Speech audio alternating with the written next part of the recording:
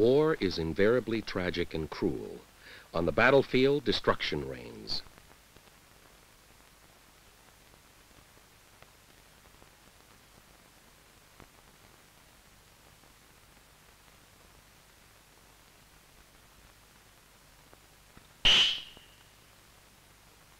In battle, it was the armor that bore the brunt of enemy attack. Arrows, spears, wet by the rain, sullied by the mud, and trampled underfoot.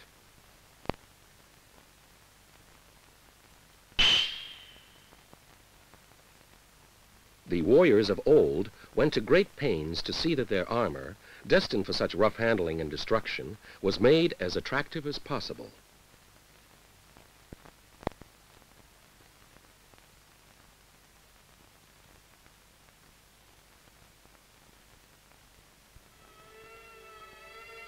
From the latter half of the 4th century to the 5th century, Japan was in a period of constant warfare, already by the period.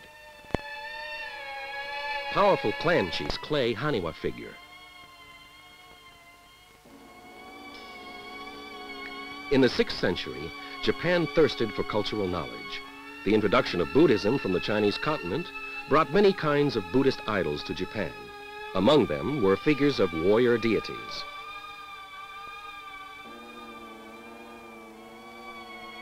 Although almost no examples of armor of this period exist today, it is believed that it was from about this time that the form of armor began to undergo change. However, it was not until regional warriors began to make their own armor that armor distinctively Japanese in style came into being.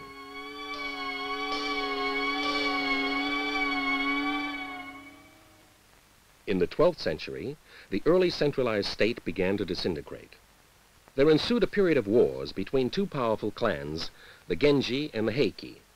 Battle in those days was conducted on horseback. Warriors dashed on horseback within range of the enemy and then released their arrows. In order to approach the enemy at close quarters, it was necessary for the attacker himself to be sufficiently protected.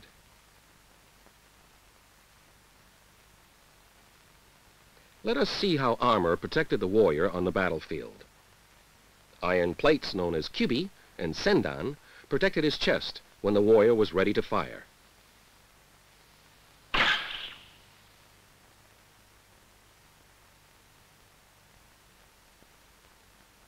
When attacking the enemy, the sleeve becomes a shield, and together with the helmet, makes the horseback warrior a sort of human armored tank as he charges forward.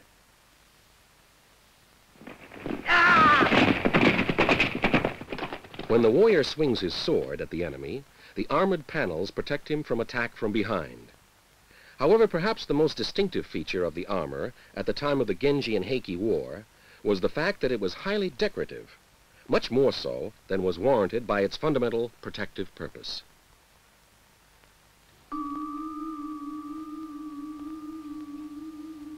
The 350 years encompassing the era of the Genji-Heiki conflict and the period of the ensuing shogunate regent government, founded by the victors, formed a golden era in the history of Japanese battle armor.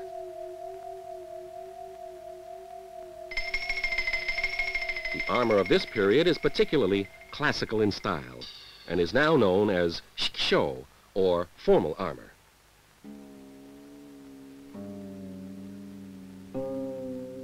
At times, it is also known as oyoroi, or grand armor, referring to its extravagant splendor.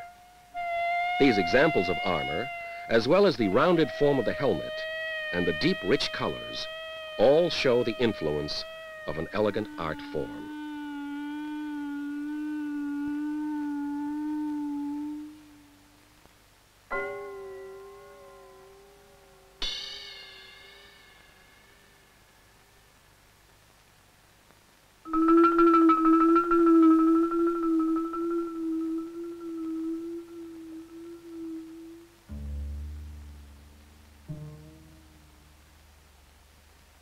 The braids, the main function of which was to lace together the iron plates forming the armor itself, were dyed in brilliant hues.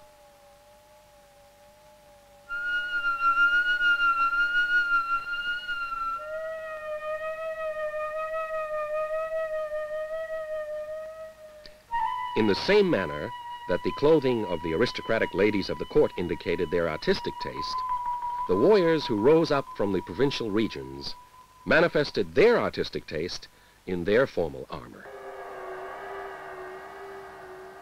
Armor braid was sometimes dyed a dozen times to obtain the desired color.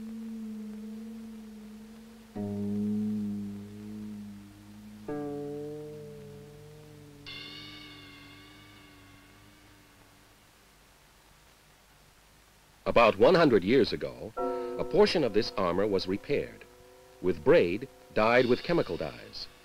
But today, this repaired portion's color has faded, while the braid dyed 800 years ago remains as bright as ever.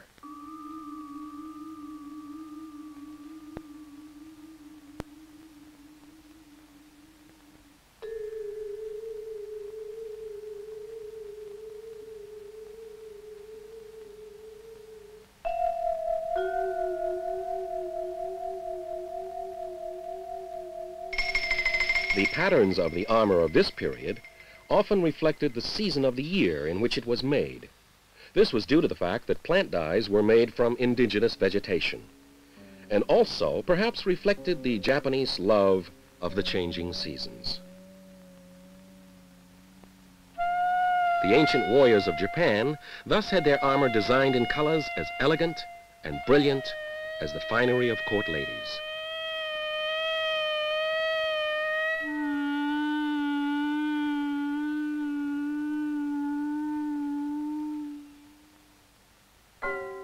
An autumn scene is depicted on soft deerskin for this lower breastplate.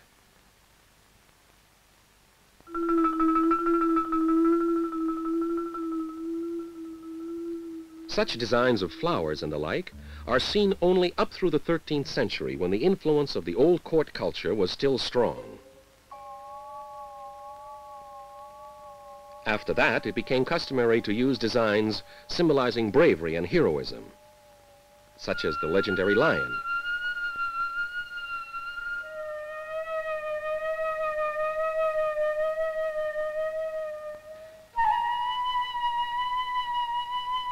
Or dragon.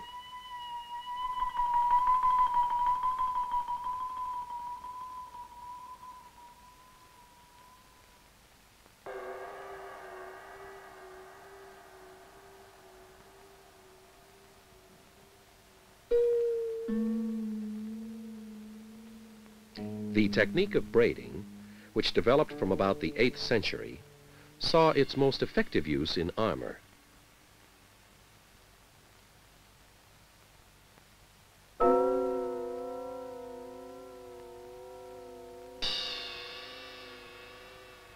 This is a type of flat braided cord in which both sides show a hexagonal pattern.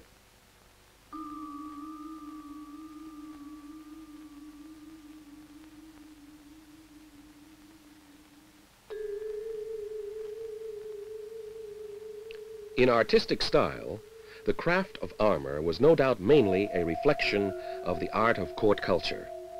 However, utilization of court art for ornamenting battle wear was an ironic twist.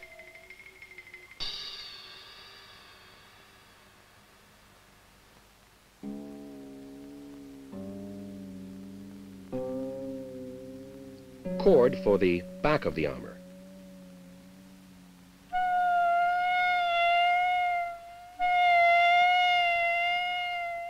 These ornaments are made of pure gold.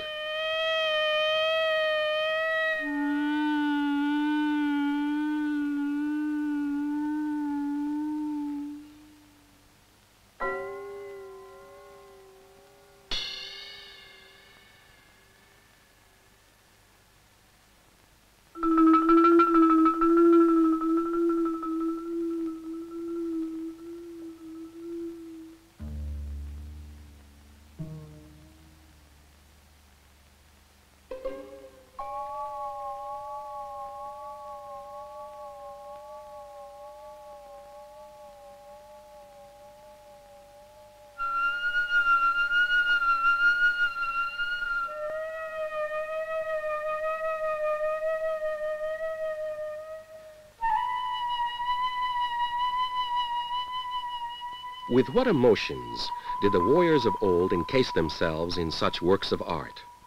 This rich gold ornamentation reflected the sunlight and provided a brilliant accent to the armor of the warrior as he rode through the fields and hills.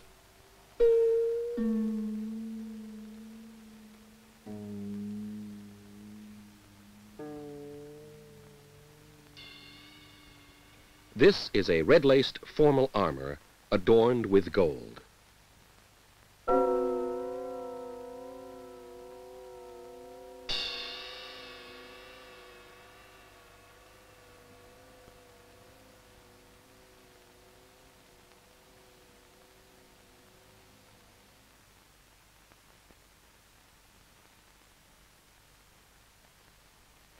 For lightness, the armor was made by lacing together iron plates and cowhide.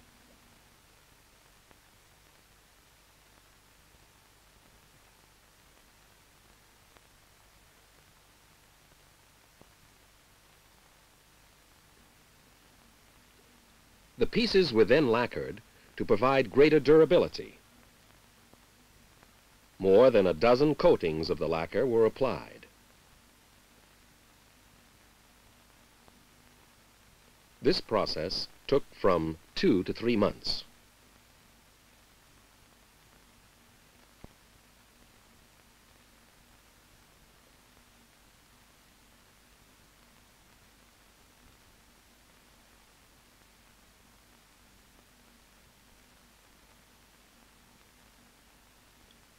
For greater protection still, layers of volcanic ash were then applied.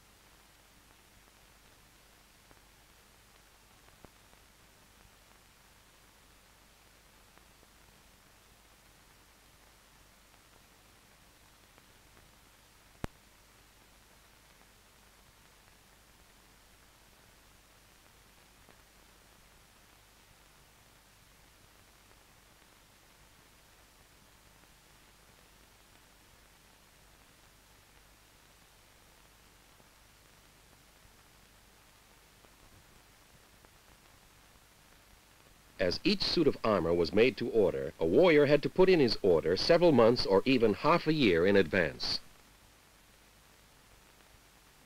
The making of such expensive armor was a great economic drain on the warriors. However, warriors willingly sacrificed everything to have their fine suit of armor made. It was a disgrace to be clad in anything but the finest of armor.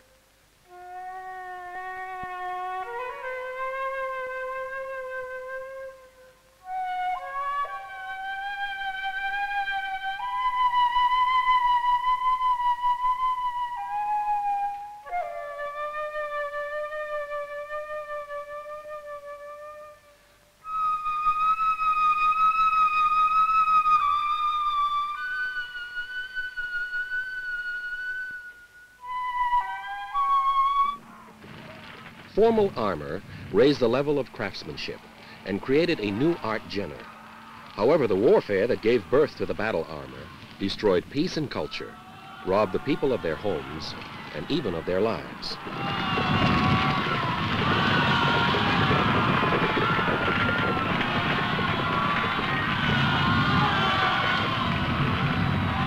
How did the rich beauty of this armor appear in the eyes of the fleeing commoners?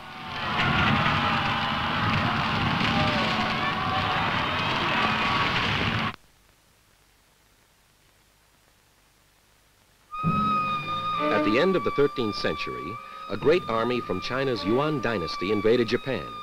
The battle tactics employed by the Yuan army was something that the Japanese had never seen before. The Japanese horseback warriors, clad in their fine armor, found themselves helpless before the lightly clad foot soldiers of Yuan. Due to the invasion from China and other circumstances, the power of the Regency government waned, and eventually the Japanese court split into two rival factions. A period of continuous warfare ensued. Battles, instead of being man-to-man combat, taking place in open fields, came to be conducted in group action in the hills.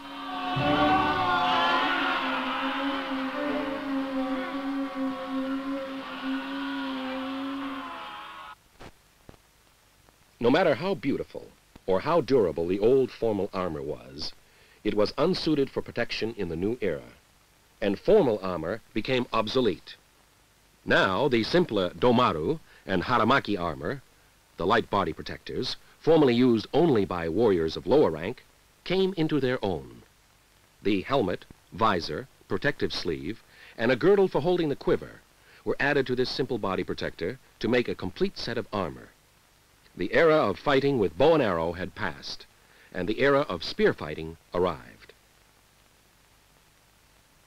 Warfare increased. Consequently, the demand for suits of armor increased, and armor makers sprang up in large numbers in the various regions. Even so, craftsmen were unable to keep up with demand. As a result, they began to dispense with time-consuming ornamental work and began producing unadorned armor.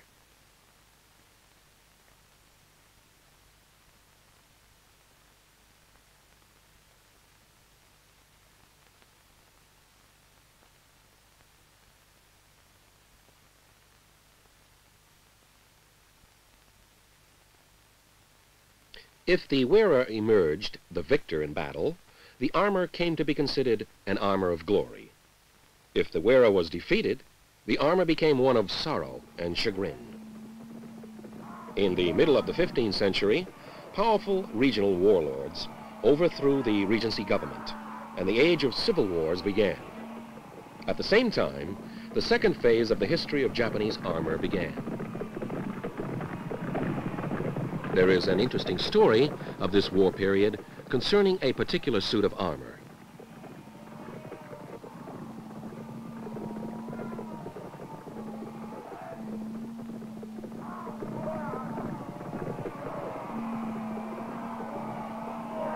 This is the battle flag of Takeda Shingen, one of the most powerful warlords of the 16th century. Takeda Shingen made an offering to his clan's guardian god of a suit of armor, said to be so strong there was no need for a shield. The Takeda retainers took their oath of loyalty to their lord by swearing on this suit of armor and on the Takeda clan banner. Shingen, a man with the ambition of ruling Japan, had a series of battles with rival warlords. He was taken ill and died in the midst of battle. Shingen's son, Katsuyori, continued the fight, but was defeated by an allied force of several warlord armies in 1575. 7 years later, the allied army pushed into Katsuyori's base area with a large force.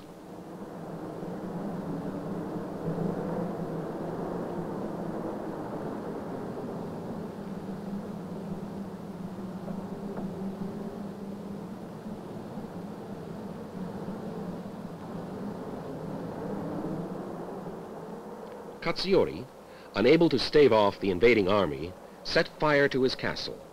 Then, taking along the family treasure, his father's armor that needs no shield, he led his force of little over 3,000 men to this rocky mountain for a final, desperate battle.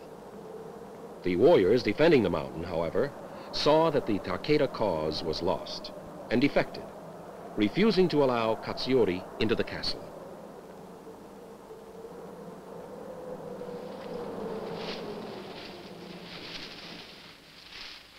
The retainers now began to defect one by one, until by the time the group approached Mount Tenmoku, which had been chosen for their last stand, less than 50 people, including the women and children, remained.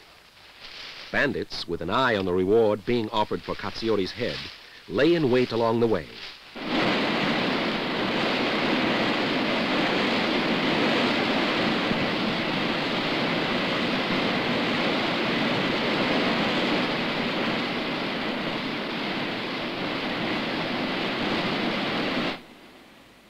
This small hamlet deep in the gorge was the site where the last survivors of the Takeda clan committed suicide.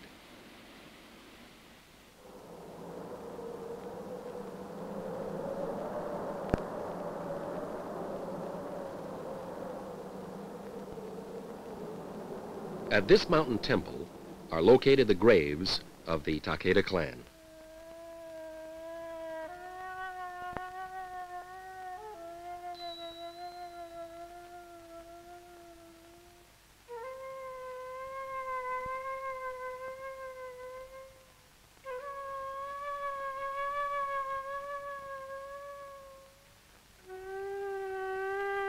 Surrounded by the enemy force, Katsuyori, realizing that the end was near, carried out the traditional family ritual in which his 16-year-old son, Nobukatsu, donned the prized family armor. This was the Takeda clan's most important ritual, in which the young heir apparent was clad in the armor for his coming-of-age ceremony, as a sign that he was the future head of the clan.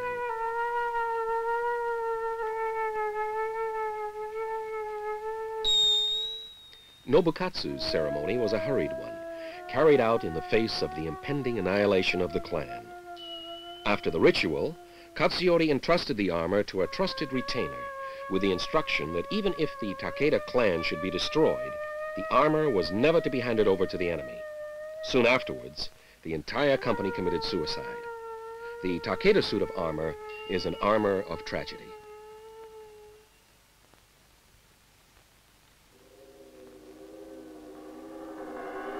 The armor of Todo Takatora, a valiant warrior of the age of civil wars, an armor of glory. Although there is no ornamental craft work to be seen here, the armor of this period shows the mettle of the warrior during the age of civil wars, a time when ability and actual strength counted more than family rank.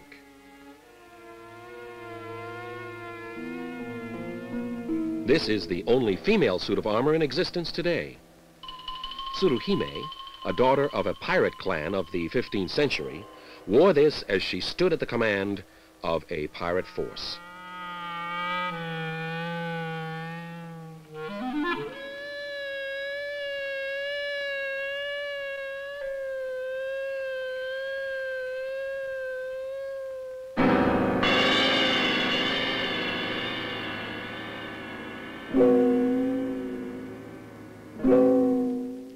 This is an iron visor that came to be used with the simpler armor. Visors came into use as spears and guns took the place of swords as weapons.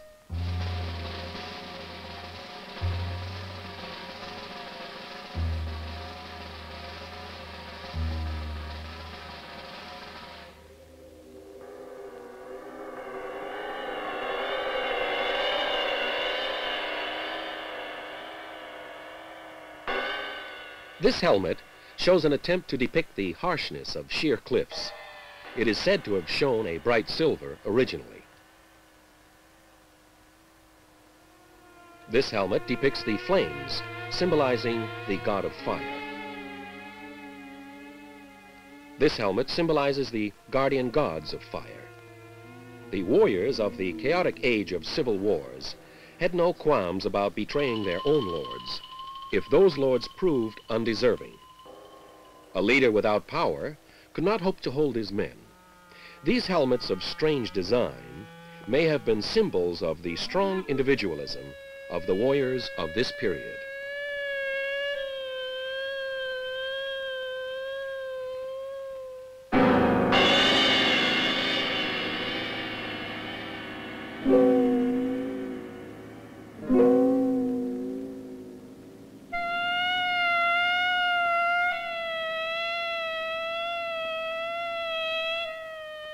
With the end of this Civil War period, Tokugawa Ieyasu emerged as the supreme victor and established the shogunate government.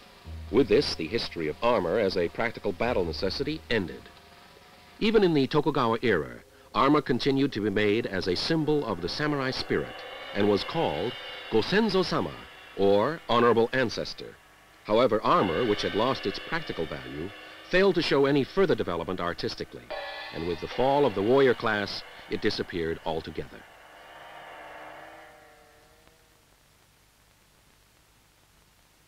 The warriors of old headed out for battle, sometimes for self-preservation, sometimes for ambition, sometimes for honor, and glory. They kill their enemy, sometimes their own kin, and they themselves were often forced to die. Warriors heading for battle were constantly in the shadow of death. However, the warrior could allow himself to show no fear.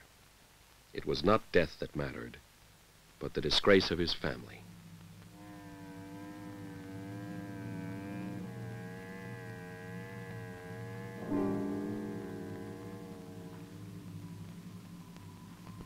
The warrior, in spite of his fear of death, had to think of fear of death as a disgrace.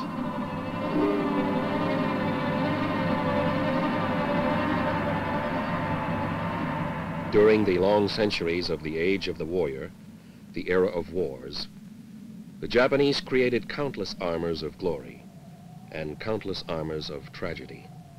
This was the inexorable fate of mankind, caught in a world of bloodshed. The armor, the warrior's formal wear, his death shroud.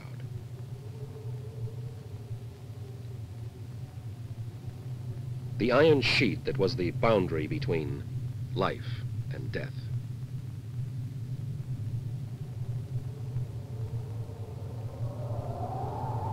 No wonder the warrior ornamented his suit of armor with the highest attainable craftsmanship.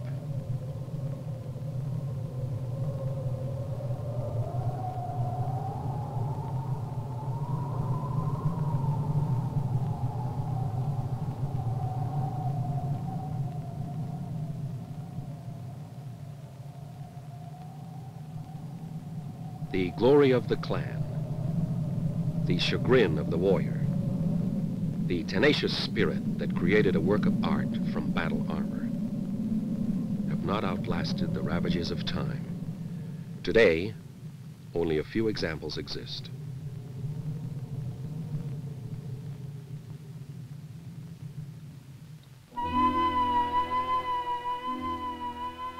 Armor, changed in accordance with the manner of warfare.